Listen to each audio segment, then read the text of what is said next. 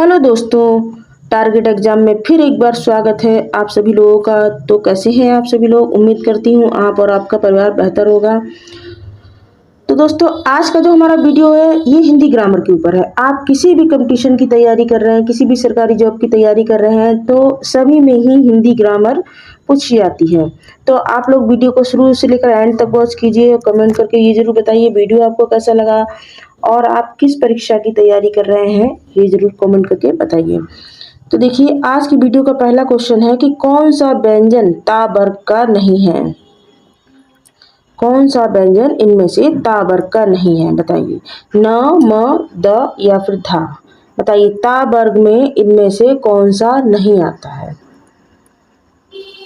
तो देखिए, ता वर्ग में ता के बाद थ, द, ध, न ये सभी आते हैं, लेकिन जो आपका माँ है ये नहीं आता है। क्या? जो आपका माँ है ये नहीं आता है। तो यहाँ पर नहीं में पूछा जा रहा है, तो आपका यही राइट ऑप्शन होगा। क्वेश्चन नंबर 2 देखते हैं। राजा नगर में आए, अर्थ के अनुसार यह वाक्य निम्नलिखित में से किस प्रकार के अंतर्गत आता है। राजा नगर में आए, क्या यह संदेश सूचक वाक्य में आता है, विधानार्थक वाक्य में आता है, या संकेतार्थक वाक्य में आ रहा है, या इच्छा बोधक वाक्य में आ रहा है। तो देखिए, इसका राइट ऑप्शन जो हो जाएगा आपका वो जाएगा विधानार्थक वाक्य में। ये आता है राजा नगर में आए। नेक्स्ट ऑप्शन देखते हैं, क्वेश्चन देखते हैं नेक्स्ट। निम्नांकित शब्दों में से संबंध बहुव्रीहि समासिक शब्द है। अब इनमें से आपको बताना कौन सा बहुव्रीहि समासिक शब्द है। दशानन, लुप्तपद, प्रत्यतोदक या उपहत पशु। बताइए, इनमें से कौन सा है जो बहुव्रीहि समास में आता है। तो राइट ऑप्शन आपका हो जाएगा दशानन, जो कि आपके बहुव्रीहि समास का उदाहरण है। नेक्स्ट क्वेश्चन देखते हैं। मैं अपना सिर खुजाता हूँ, इस वाक्य में है। बताइए कौन सी क्रिया है। देखिए, कितनी क्रियाएं होती हैं? 2 होती हैं, अकर्मक क्रिया, सकर्मक क्रिया। अब इसमें पूछा जा रहा है मैं अपना सिर खुजाता हूँ, इसमें कौन सी क्रिया है। तो देखिए, इसमें हो जाएगी आपकी सकर्मक क्रिया। कौन सी हो जाएगी? सकर्मक क्रिया हो जाएगी, जो जिसमें कर्म किया जा रहा हो।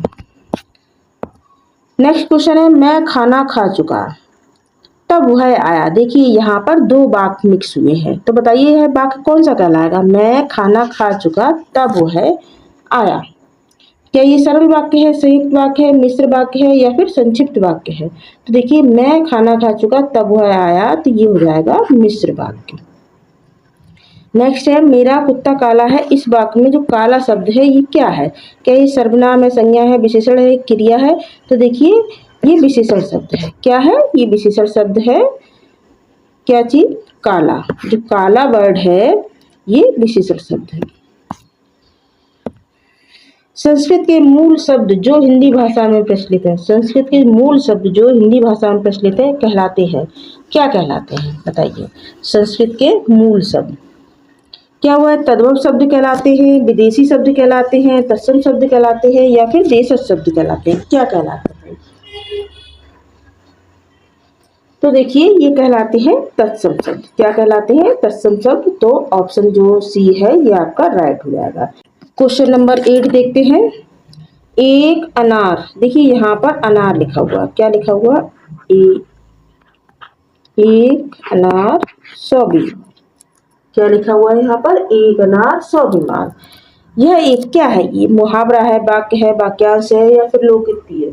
क्या है ये? एक अनार 100 बीमार। तो देखिए, ये एक लोकोक्ति है, तो ऑप्शन डी आपका राइट हो जाएगा। नेक्स्ट क्वेश्चन देखते हैं।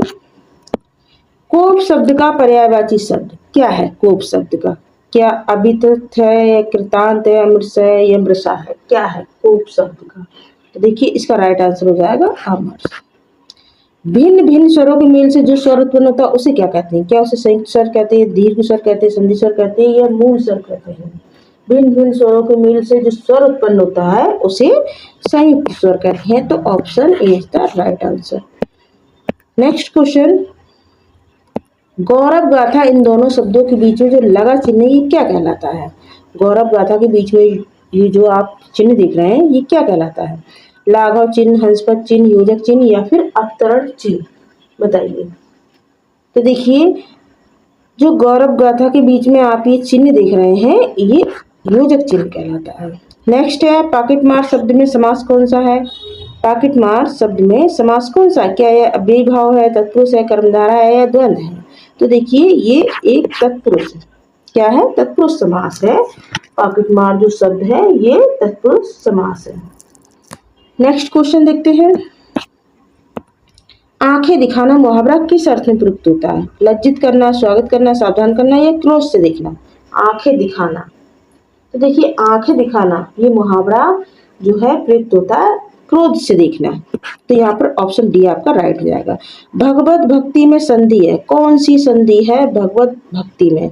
क्या विसर्ग संधि है, स्वर संधि है, व्यंजन संधि है या फिर गुण स्वर संधि है? बताइए भगवत भक्ति में कौन सी संधि है?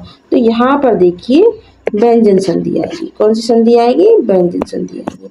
नेक्स्ट है आपका अनुकरणीय में लगा है प्रत्यय। देखिए शब्द के अंत में जो लगते हैं वो प्रत्यय होते हैं, शब्द के आरंभ में जो लगते हैं वो उपसर्ग होते हैं।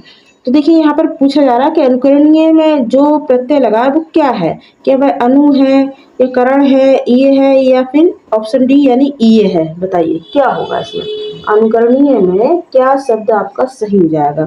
तो देखिए अनुकरणीय में जो सही प्रत्यय होगा वो आपका ये हो जाएगा। ऑप्शन डी आपका राइट हो जाएगा। नेक्स्ट है कि वर्तनी की दृष्टि से सही शब्द कौन सा है? द्वंद्व।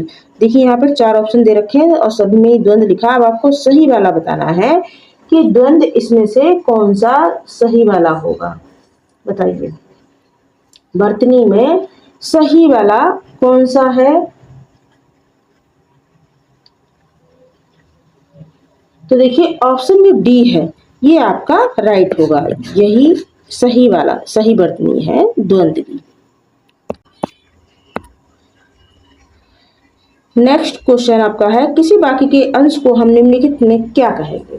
किसी वाक्य के अंश को हम निम्नलिखित में से क्या कहेंगे?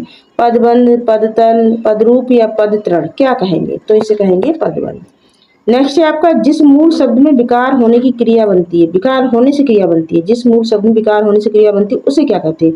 क्या उसे धातु कहते हैं, क्रिया कहते हैं, मूल धातु कहते हैं या फिर यौगिक धातु कहते हैं? क्या कहते हैं इसको? तो देखिए जिस मूल शब्द में विकार होने से जब क्रिया बनती है तो उसे यौगिक धातु कहते हैं। तो ऑप्शन डी आपका राइट हो जाएगा। नेक्स्ट है था किस वर्ग का व्यंजन है? था जो वर्ड है ये किस वर्ग का व्यंजन है? क्या यह ओष्ठ्य का है, तालव्य का है, दंत का है या फिर ऊष्म का है? किसका है ये था वर्ग? तो देखिए ये दंत में आता है। किसमें आता है? दंत में आता है। नेक्स्ट क्वेश्चन आपका है क्वेश्चन नंबर 20। पन्नग का समानार्थी शब्द पूछा जा रहा है, क्या होता है? पन्नग का समानार्थी शब्द क्या होता है? उरंग, पिक, पिनाक या फिर केसरी क्या होता है? तो देखिए पन्नग का जो समानार्थी शब्द होता है वो होता है उरग। क्या होता है? उरग होता है। नेक्स्ट क्वेश्चन देखते हैं यामा किसकी रचना है? भवानी प्रसाद मिश्र की, महादेव वर्मा के गे की या फिर मुक्तिबोध की? बताइए यामा किसकी रचना है? तो देखिए यामा जो है ये महादेव वर्मा की रचना है। नेक्स्ट क्वेश्चन है जो शब्दांश किसी शब्द के अंत में जोड़कर नया शब्द बनाते हैं उसे क्या कहते हैं? क्या उसे समास कहते हैं, संधि कहते हैं, प्रत्यय कहते हैं या फिर उपसर्ग कहते हैं? क्या कहते हैं उसे? जो शब्दांश किसी शब्द के अंत में जोड़ते हैं। तो देखिए अंत में क्या जुड़ता है? प्रत्यय जुड़ता है। तो ऑप्शन सी आपका राइट हो जाएगा। नेक्स्ट क्वेश्चन है क्रिया से बनने वाली भाववाचक संज्ञा क्या कहलाती है? क्या है? इनमें से बतानी है। 4 ऑप्शन दे रखे हैं कि क्रिया से बनने वाली भाववाचक संज्ञा क्या है? क्या थकावट है, बुराई है, आलस्य है, बुढ़ापा है? क्या है क्रिया से बनने वाली? तो देखिए क्रिया से बनने वाली जो भाववाचक संज्ञा है वो है थकावट। तो ऑप्शन ए आपका राइट हो जाएगा। नेक्स्ट क्वेश्चन है अनुरूप समस्त पद में कौन सा समास है? अनुरूप, किसी चीज के अनुरूप होना, किसी के अनुरूप नहीं। बताइए इसमें क्या है? देखिए यहाँ पर जो अनु शब्द है ये हमारा उपसर्ग है। क्या है? अनु शब्द है ये उपसर्ग है। तो ये उपसर्ग जो होते हैं ये किस में आते हैं? ये अव्ययी भाव समास में आते हैं। तो यहाँ पर ऑप्शन सी आपका राइट हो जाएगा। कौन सा शब्द भ्रमर का पर्यायवाची नहीं है? भ्रमर यानी भंवरा। अब इसमें से कौन सा नहीं है ये आपको बताना है। सटपद, मधुकर, अली, प्रभाकर। बताइए इनमें से कौन सा भ्रमर का पर्यायवाची नहीं है? तो देखिए सटपद, मधुकर, अली ये तो भंवर के पर्यायवाची, लेकिन जो नहीं है वो हो जाएगा ऑप्शन डी।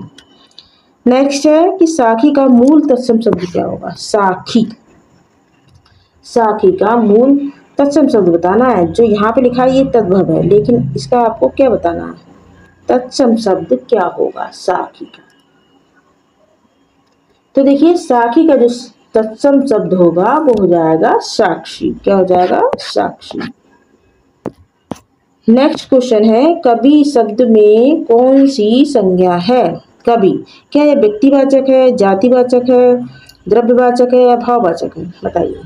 कवि शब्द, तो देखिए कवि शब्द क्या अपनी जाति के लोगों का बोध करा रहा है। कवि कोई एक व्यक्ति नहीं होता, बहुत सारे लोग कवि हो सकते हैं, तो ये किस में आएगा, जातिवाचक में आएगा। नेक्स्ट है कि हिंदी भाषा सीखने में पाठ्य पुस्तक क्या है, साध्य है, साधन है, एकमात्र संसाधन है या फिर इनमें से कोई नहीं, बताइए। हिंदी भाषा सीखने में जो पुस्तकें होती हैं, पाठ्य पुस्तकें, ये साधन का काम करती हैं, तो यहाँ पर ऑप्शन बी आपका राइट हो जाएगा। क्वेश्चन नंबर 29 देखते हैं, किसी वस्तु को दूसरे